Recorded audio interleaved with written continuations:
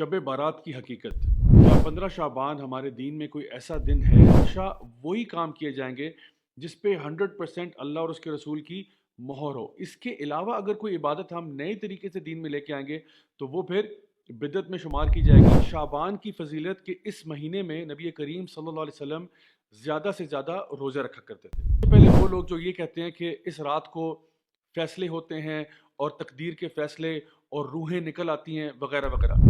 दुनिया पे आता है और कहता है कोई है मुझसे मफरत मांगने वाला, कोई है मुझसे बख्शिश तलब करने वाला, कोई है मुझसे दुनिया और आखिरत की कोई चीज़ मांगने वाला जिसको मैं अता फरमाऊँ। तो शब बारात या 15 शाबान की फजीलत के अतबार से हमारी उम्मत में बहुत बहस व मुबाहिसा पाया जाता है और अक्सर लोग इसके बारे में बहुत गर्मा गर्मी भी हो जाती है। तो मैंने सोचा कि आज मैं आपके सामने एक बहुत ही मोतदिल अंदाज में, बहुत ही बैलेंस तरीके से इसके बारे में कुछ बातें पेश करूँ। सबसे पहली बात यह है कि हम लोग हमेशा ये चाहते हैं कि अल्लाह ताला हमसे राज़ी रहे। अल्लाह के नबी करीम सल्लल्लाहु अलैहि वसल्लम की जो तालीमात हम तक पहुँची हैं, हम उनके मुताबिक अमल करें और सारे वो काम करें जिससे अल्लाह राज़ी हो जाता है। अब बात यह है कि अल्लाह को राज़ी करने के लिए जो इन्फॉर्मेशन आपको चाहिए होगी, वो ज़ाहिर सी बात है, उसके दो ही बुनियादी तौर पे सोर्सेज़ हैं। तो या तो वो अल्लाह सुब्हान ताला की किताब है कुरान मजीद, या फिर वो नबी करीम सल्लल्लाहु अलैहि वसल्लम की सुन्नत है जो कि 100% ऑथेंटिक है। और नबी करीम सल्लल्लाहु अलैहि वसल्लम की इस बारे में बड़ी सख्त वईद है कि हर बिदअत जो है वो गुमराही है और हर गुमराही जो है वो जहन्नम की आग में है। तो आइए अब देखते हैं कि शाबान और स्पेशली ये जो निस्फ शाबान है या 15 शाबान है कि जिसको हमारे आम इस्तिलाह में शब बारात कहा जाता है, इसकी हकीकत। सबसे पहले हम वो चीज़ें डिस्कस करते हैं जो 100% ऑथेंटिक हैं। नंबर एक, शाबान के महीने की फजीलत इस एतबार से ज़रूर मौजूद है कि नबी करीम सल्लल्लाहु अलैहि वसल्लम पूरे साल में रमज़ान के अलावा किसी और महीने में इतने रोज़े नहीं रखते थे जितना कि शाबान के महीने में रखा करते थे। लेकिन इसके साथ साथ नबी करीम सल्लल्लाहु अलैहि वसल्लम ने 15 शाबान के बाद रोज़े रखने से मना फरमाया। तो इसकी वजह हमारे उलमा ये बयान करते हैं कि इंसान अपने आप को रमज़ान के आने से पहले ही रोज़े रख रख के थका ना दे। लेकिन अगर कोई ऐसा शख्स है जिसको ऑलरेडी आदत है ज़्यादा रोज़े रखने की नफली तौर पे, तो इंशाल्लाह वो रख सकता है। लेकिन उसको भी चाहिए कि वो भी रमज़ान के शुरू होने से 2-3 दिन पहले रोज़े रखना तर्क कर दे। शाबान की फजीलत के इस महीने में नबी करीम सल्लल्लाहु अलैहि वसल्लम ज़्यादा से ज़्यादा रोज़े रखा करते थे। जहाँ तक ताल्लुक 15 शाबान का है, तो इस हवाले से जो दो रिवायात हमारे सामने आती हैं जिनका माने तकरीबन एक जैसे हैं, जो कि ऑथेंटिक हैं, उसमें ये बात बयान की गई है कि अल्लाह सुब्हान तआला इस रात को अपनी मखलूक की तरफ देखते हैं और सिवाय मुशरिक के या वो शख्स जो कि बुग़्ज़ और कीना रखता है, सबको माफ़ फरमाते हैं।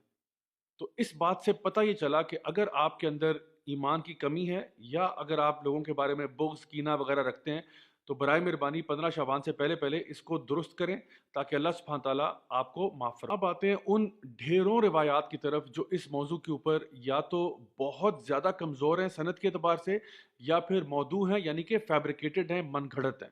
और इससे पहले कि मैं आपके सामने वो बातें बयान करूँ, नबी करीम सल्लल्लाहु अलैहि वसल्लम की एक हदीस है जो बिल्कुल सही है, जहाँ पे आपने फरमाया कि एक शख्स के झूठा होने के लिए यही बात काफ़ी है कि वो हर सुनी सुनाई बात को आगे कर दे, लोगों तक पहुँचा दे।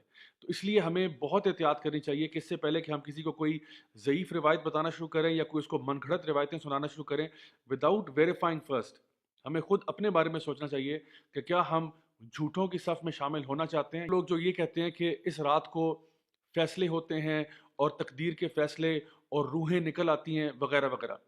तो पहली बात तो ये कि रूहों का निकलना तो हमारे दीन में कोई टॉपिक है ही नहीं, क्योंकि जो शख्स एक दफ़ा फोत हो गया उसका मामला अल्लाह के साथ है, वो आलिम बरज़ख है। जो फोत हो गया वो वापस नहीं आता। दूसरी बात ये कि जो लोग ये कहते हैं कि इस रात में कुरान मजीद नाजिल हुआ था, ये बिल्कुल फैब्रिकेटेड बात है। इसलिए क्योंकि कुरान मजीद हम सब जानते हैं कि वो लैलतुल क़द्र में नाजिल हुआ था। इन्ना अंज़लनाहु फ़ी लैलतिल क़द्र वमा अदराका मा लैलतुल क़द्र, ये बच्चा बच्चा ये बात जानता है। और लैलतुल क़द्र जो है वो रमज़ान के अंदर आखिरी अशरे की ताक रातों में तलाश की जाती है।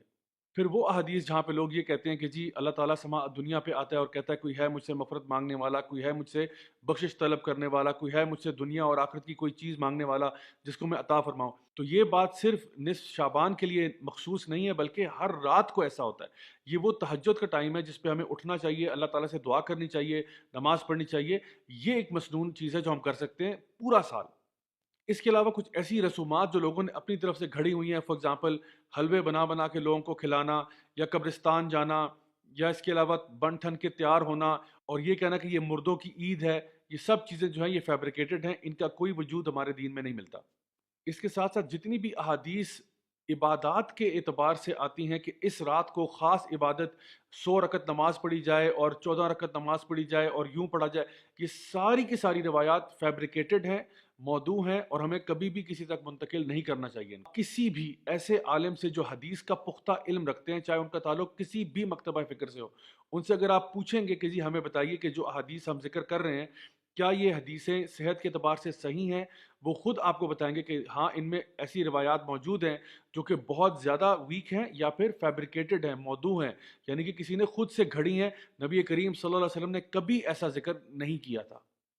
پھر رہی وہ بات کہ لوگوں کا یہ کہنا کہ جی اس رات کو قسمت کے فیصلے ہوتے ہیں، تقدیر کے فیصلے ہوتے ہیں، یہ بات بھی درست نہیں ہے، کیونکہ یہ فیصلے بھی لیلۃ القدر کی رات میں ہوتے ہیں۔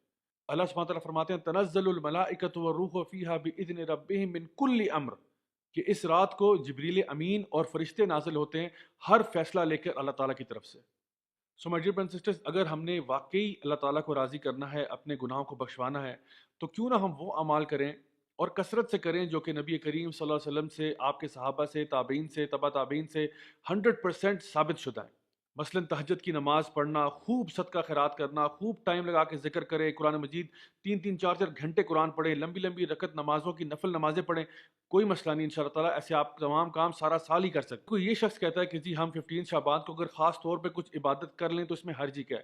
حرج صرف اتنا ہے کہ اگر تو آپ کا یہ روز کا معمول ہے تو ضرور کریں، دعائیں مانگیں، ذکر کریں، قرآن پڑھیں، ضرور کریں، لیکن اس رات کو خاص کرنا نہ تو نبی کریم صلی اللہ علیہ وسلم سے 100% ثابت ہے، نہ ہی صحابہ کرام سے ثابت ہے، نہ ہی اہل بیت سے ثابت ہے، کسی سے بھی ثابت نہیں ہے کہ وہ اس رات کو خاص طور پر کچھ کیا کرتے تھے۔ تو دین ہمارا نبی سے ہی آ رہا ہے صلی اللہ علیہ وسلم سے، آپ کے فیملی سے آ رہا ہے، آپ کے کمپینین سے آ رہا ہے، تو کیوں نہ ہم وہی اعمال کریں جن کو وہ اچھا سمجھا کرتے ہیں۔